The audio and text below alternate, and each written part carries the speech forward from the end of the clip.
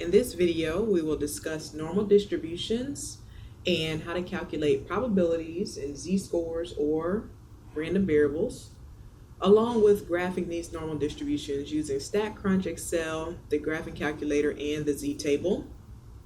First, we need to cover the properties of normal distributions. So normal distributions are created from continuous random variables. You ask a question, how many miles do you drive to campus? You poll the results. And then when you graph them, the result is a bell-shaped curve.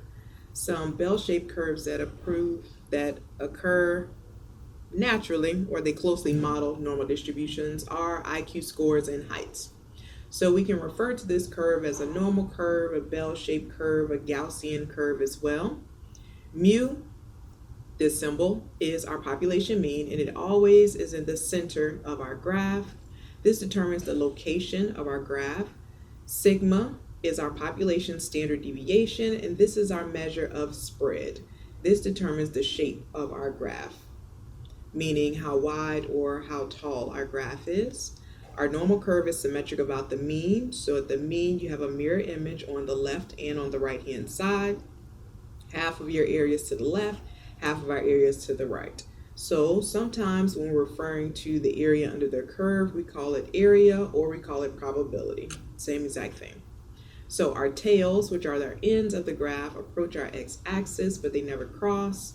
And our mean is equal to our median, which is equal to our mode. So we have a unimodal data set, and the highest point occurs at that mean. Our total area under the curve is 1.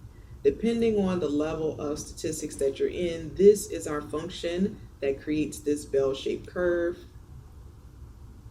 And you can see we have our standard deviation there as well, and our mean. So in the top, what we have are 3 different curves with different means but the same standard deviation. So they have the same shape because the standard deviation is the same, but the mean is what moves your graph to the left and to the right. And the graph at the bottom, what we have are graphs with different means, which is the middle part of our graph, and different standard deviations. So a larger standard deviation results in a wider, flatter curve, whereas a smaller standard deviation gives you a skinnier, taller curve. A standard normal distribution has the same properties as a normal distribution. In addition to, all of the values have been normalized so that your mean is 0 and your standard deviation is 1. Everything has been converted to a z-score using this formula. X represents our value, our test score, our height, minus the mean of the population, divided by the standard deviation of the population. If you're working with a sample, we use the symbols X bar and S.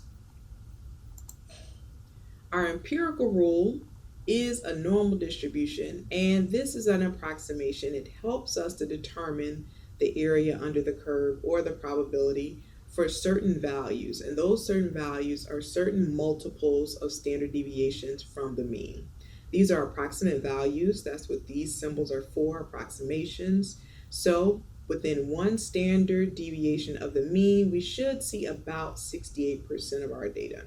Within 2 standard deviations of the mean, we should see about 95% of our data. And we also need to know our keywords to determine the inequality signs that we're supposed to be using. For normal distributions, we never find the probability of just one value because that probability would be 0, essentially. So we're always going to be finding values less than or equal to or greater than or equal to. So the 2 terms that students normally have trouble with are using the words at least. So at least you're thinking of a minimum value. You have to be at least 21 to enter an establishment. So you can be 21, but you can be anything above 21 as well. At most, you're providing a maximum, a limit. So if you have to be at most 10 years old, you can be 10, but then you also accept people below that, 10, 9, 8, 7, 6, 5, 4, 3, 2. So here are the 4 different ways that we're going to approach calculating probabilities and calculating z-scores or the values. So Statcrunch is going to be one of our resources, which is a Pearson product. You have Excel, which is a Microsoft Office product. You have TI 83 and 84s, which most students have access to. And then you have the standard normal distribution table. And depending on your course, you may use one of these and not the other. So our first example, we're looking for the time needed to complete a final examination at a particular college is normally distributed with a mean of 80 and a standard deviation of 10. So as soon as we see normally distributed, we should think bell-shaped curve.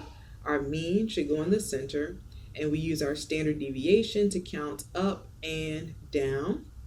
We want to know what's the probability, or what's the area under the curve, of completing an exam in 60 minutes or less. So here we have the graph of our bell-shaped distribution, and 60 minutes is on this side.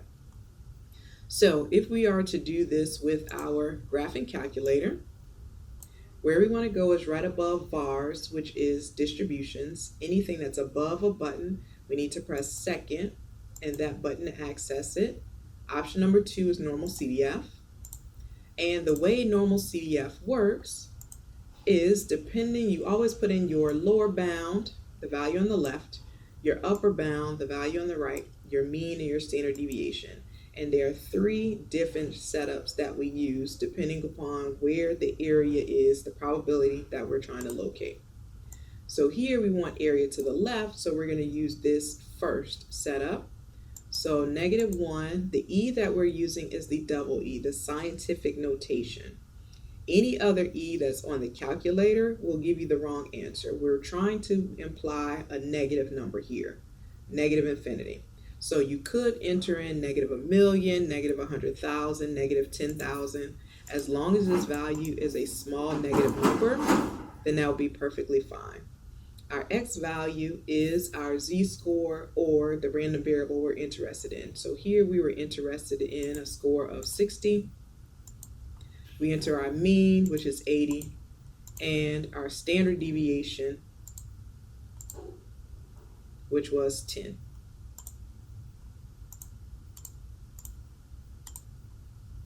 And here's our probability.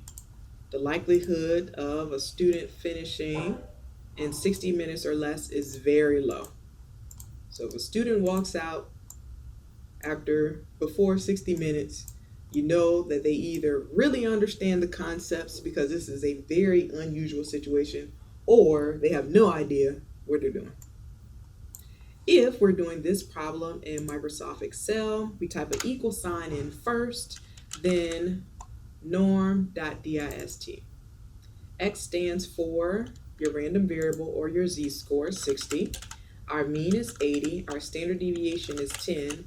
And here we always want to do true. We want a cumulative function. We wanted to add these values together. And as you can see, we have the same exact results.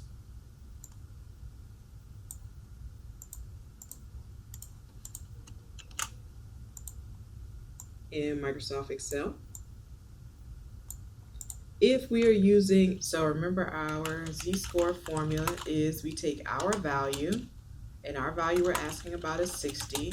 We subtract the mean from it, which is 80, and we divide by our standard deviation, which is 10. So we would have a -20 divided by 10, which will give us a -2. So, like this one, we would look up the first 2 values, -2.0, and then whatever the digits is in the hundred space, that's what we would use in the vertical column.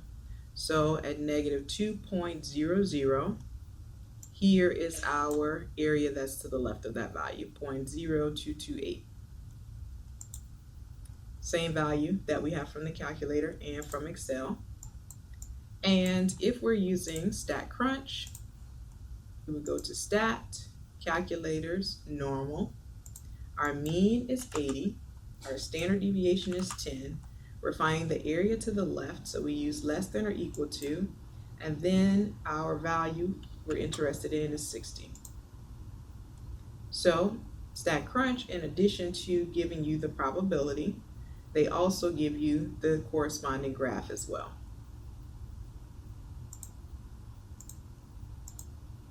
Next example, what's the probability of completing the exam in 93 minutes or more? So we already have that portion of the graph shaded. If we're using our calculator, Here we're finding the area to the right. So when we're finding the area to the right, we have to do lower bound. What's the smallest value? This is our random variable. We're asked about 93. Our upper bound is the value on the right, which is positive infinity. So you can put 1,000,000, 100,000,000, 10,000, 100,000, or you can use one scientific notation for double E, 1 to the 99th power, then your mean, which is 80, then our standard deviation of 10.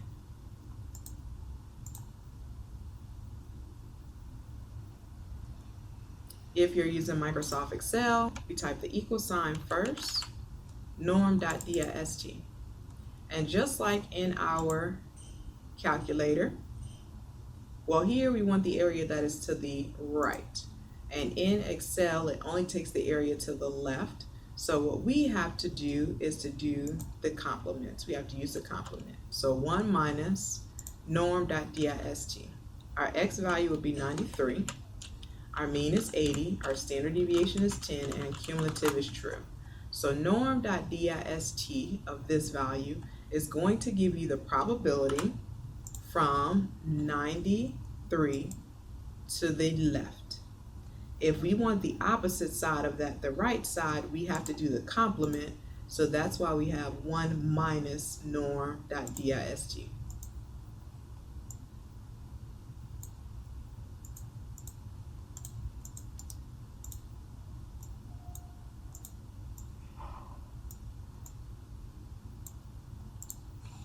If you're using the z-scores table, you have to do a very similar step,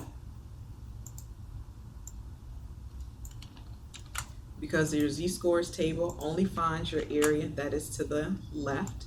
So if you want the area to the right, we're going to have to do the opposite. We still need to first start off by finding the corresponding z-score. So 93 minus 80 divided by 10, we will have 13 over 10, which will give us 1.3. And when we go look in the z-score table, this value from 1.3 to the left is going to give us the area on the left. Since we want the opposite value, we're going to have to subtract that probability from 1. So when we go to our standard normal table, we're on the positive side this time for 1.3. So 1.3 is the value from our tens digit, and then you go over to the column for the hundredths digit, 0.0. So we have 0.9032. That will give us our area to the left. If we want our area to the right, we need to do 1 minus this value. 1 meaning 100%. Your other option is you can use the negative z-score, negative 1.3. Since our distribution is symmetric and you have 0.0968 and you know this value is a mirror image of the right tail as well. So once again, if you use the positive z-score, you would do 1 minus this probability, 0.9032, to figure out what is your area on the right. Or you could use the negative z-score, negative 1.3, and you know that since this is a mirror image, your distribution is symmetric, you know that you can take the positive value, and this will also be the same probability that is on the right of positive 1.3. If we're using Statcrunch for right tail, you just change your inequality sign to greater than or equal to, and we change our value to 93.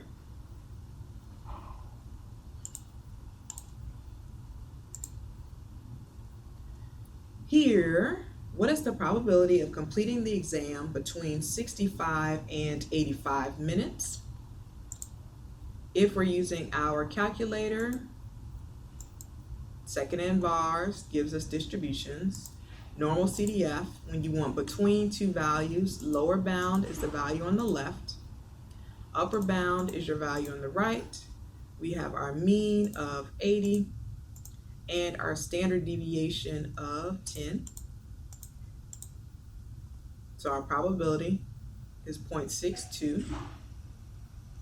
If we are using Microsoft Excel, we're going to do a very similar option that we have to do for using the z-scores table. So since Excel only provides area to the left, what we have to do is find the area to the left of 85 minutes. And then we have to find the area to the left of 65 minutes. And we subtract those values. So 85, the probability that the time is going to be less than or equal to 85 minutes, that will give us everything from this point on over. And we need to subtract off everything below 65. So in Excel, we're going to do norm.dist twice. So the value on the right, 85 minutes with the mean of 80, standard deviation of 10, cumulative true, minus norm.dist again of 65, mean of 80, standard deviation of 10, and true.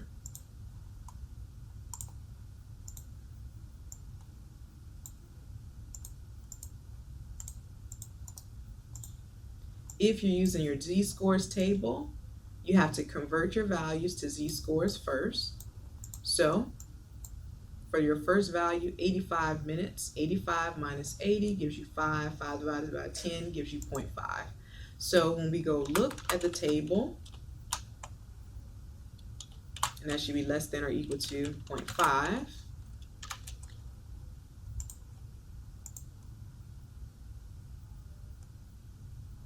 And it will be 0.50. So here's our probability, 0.6915. Then we find the area to the left of 65 converted to a z-score. 65 minus 80 will give us a negative 15. We divide this value by 10, negative 0.15. So now we want to find the probability that negative 15 divided by 10, this should give us negative 1.5 as our z-score. And then we find the probability that x that should be less than or equal to negative 1.5. So we're going to go to our z-scores table, negative 1.5, and then we line it up with 0 because that last digit is the hundredths digit. We have 0.0668.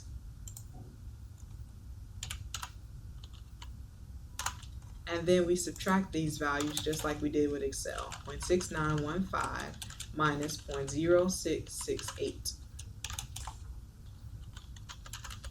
If we are using Statcrunch, we can switch to the Between tab. So the value that we're looking for is between 65 and 85. Now we want to do the exact opposite. We want to calculate the z-scores, these random variables, the numbers at the bottom of our distribution. So if we're using Statcrunch, we're still under stat calculators and normal. The only difference is with Statcrunch now, we would plug in the mean, the standard deviation, we would change our inequality sign, all of that is the same. But now we would plug in the area that we want, or the probability, on the right-hand side in this box. If we're using Excel, the function we're now using is norm.inv. We have P, and P is our probability on the left, our area on the left. So if we're ever given the area on the right, we're going to have to use the complement. If we're using the TI-83, we use second and vars, which gives us distributions. Option number 3 is inverse norm. Inverse norm also takes area to the left, and then it also takes our mean along with our standard deviation. Those are our arguments that it takes. And if we're using the standard normal distribution table, we look and find the probability closest to the one that we are interested in. And then you match the corresponding row and column along with that. So the table that I'm using is available in this link. This example, what time represents the 25th percentile? So in the textbook that we use, it defines the percentile as kth percentile of set of data is a value such that k% of the observations are less than or equal to this value. So in this context, 25% of the times would be the number we're about to find or below. So we are looking for the number at the bottom. What corresponds to 25% of the values being this number or below? So percentile by definition is the area to the left. Your percentile is your area to the left. So if we're using our calculator to find area to the left, we're going to go to distributions right above bars. And under inverse norm, our area to the left is 0.25. Our mean is 80. Our standard deviation is 10. So the 25th percentile is a time of 73 minutes. 25% of the students are going to take 73 minutes or less to complete this exam. If we're using Excel, norm.inv, probability is your area to the left, 0.25. Our mean is 80. Our standard deviation is 10. If we're using our standard normal table, we're looking for 0.25. So we have to search in our table. We're looking for the value closest to 0.25 that we can get without going over.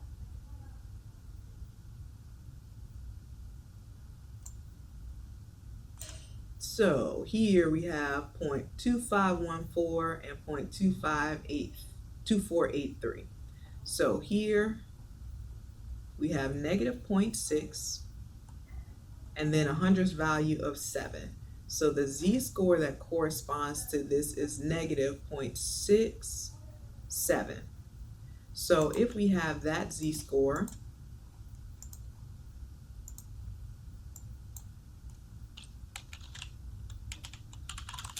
of negative 0.67, what we have to do is to use our z-score formula to figure out what is that x value. So remember, the formula for z-score is your value minus the mean divided by the standard deviation. So we fill in the values in this equation. Negative 0.67 is equal to the value we're trying to solve for, x, minus our mean, which is 80, divided by our standard deviation of 10. So to solve this equation, we have to do the opposite of dividing by 10. We're going to multiply both sides by 10. So negative 6.7 is equal to x minus 80.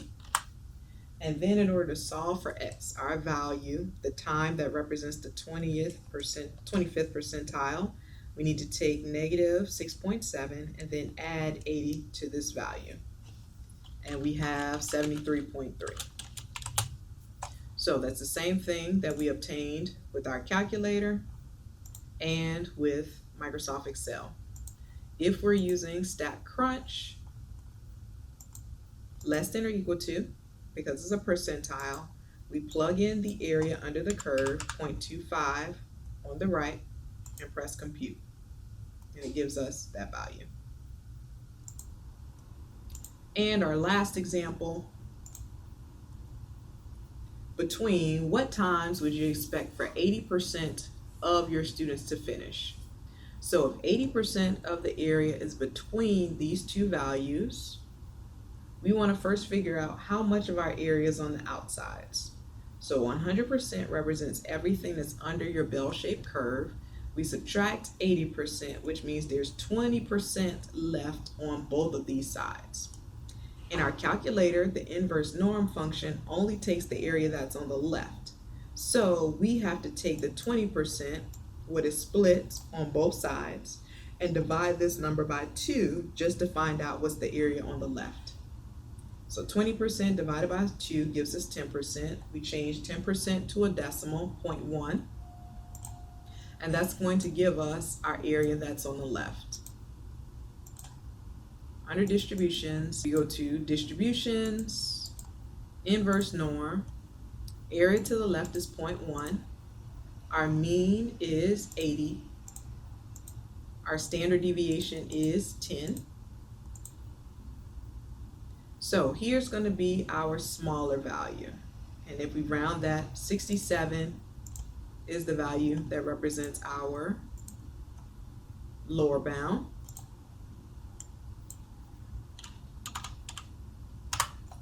If we want to see this in Excel, equals norm.inverse. Area to the left was 0.1. Our mean is 80. Our standard deviation is 10.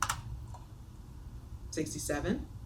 If we're using our standard normal table, we have to convert it over to a z-score first, and then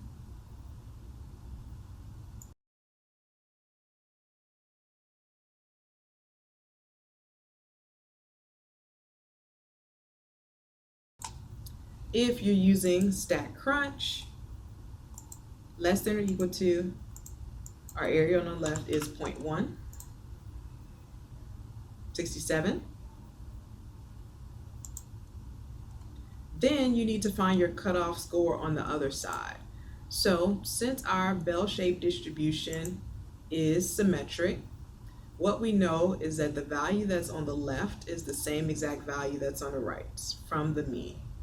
So this distance from our lower value of 67 should be the same exact distance from the mean on the other side to the upper bound, the larger number. So we have to figure out how far away from the mean. We have to figure out how far away from the mean is the lower bound, the 67, and we're going to use subtraction to do that. So 80 minus 67 gives us 13. So 13 points away from the mean below gives us 67. That's our lower cutoff. So what we would do is take our mean and add that distance as well to get the cutoff for the higher number. What's the mirror image on the other side? So between what times would you expect to see 80% of your students finish? And just to make sure that your test is of the right length, between 67 and 93 minutes. Statcrunch does an even better step for you. So in Statcrunch, you have a between tab. So you can just type in the area you want between as 0.8, and it will automatically calculate those values for you as well. Hope this video is helpful. Have a great day.